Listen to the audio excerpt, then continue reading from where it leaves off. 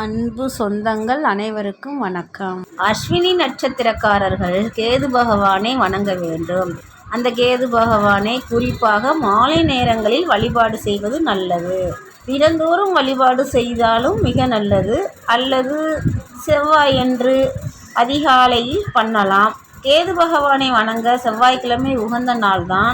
இருப்பினும் தினமும் சென்று மாலை நேரங்களில் வழிபட்டால் கேது பகவானால் எந்த விதமான தோஷங்களும் தர இயலாது. கேது பகவானை வழிபட இயலாதவர்கள் விநாயக பெருமானை வழிபட்டால் போதும்.